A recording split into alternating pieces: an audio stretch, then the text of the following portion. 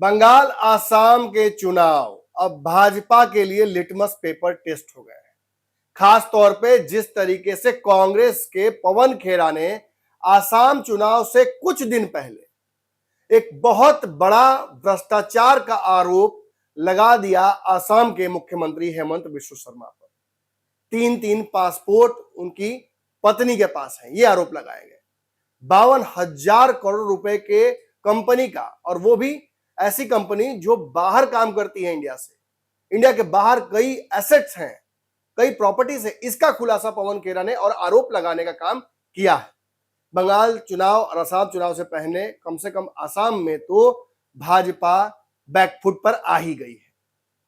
लेकिन अब बात करते हैं बंगाल चुनाव की। बंगाल चुनाव से ऐन पहले भाजपा ने एक बड़ी स्ट्रैटेजिक करेक्शन की है, जो करेक्शन उसने दिल्ली और आसपास के इलाकों के चुनाव में किया था। भाजपा अपने पैटर्न जिसे उसने दिल्ली, हरियाणा और उड़ीसा में लागू किया था, उससे इतर बिहार और असम में मुख्यमंत्री का चेहरा सामने करके चुनाव लड़ा था।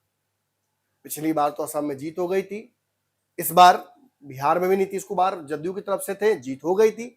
लेकिन भाजपा ये जानती है कि असम में जिस तरीके से आरोप लगाए गए हैं हेमंत बिश्व शर्मा पर, इससे चुनाव में कुछ तो असर पड़ेगा ही।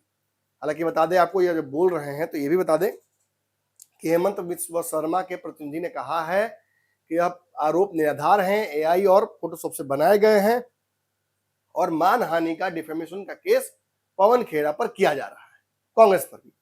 लेकिन चुनाव से ऐन पहले इतना बड़ा आरोप लगना, इतने सारे दस्तावेज दिखाना, फॉरेन कनेक्शंस, फॉरेन कंपनीज में पूंजी पैसा लगाना, ये सब आरोप चुनाव का रुख बदल सकते हैं।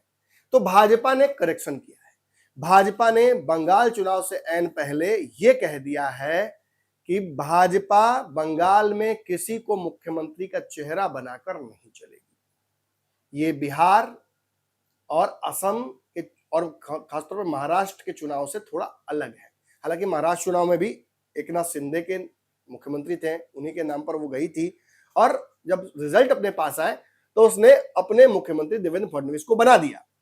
बिहार में हालांकि ऐसा नहीं हुआ। बिहार में सहयोगी दल जदयू के ही नेता को मुख्यमंत्री बनाकर वो चली थी और उसे ही फिर बाद में मुख्यमंत्री उसने बनाया। हालांकि अब नीतीश कुमार हट रहे हैं और जो परिस्थितियां हुई वो तो आपने दिखा ही है।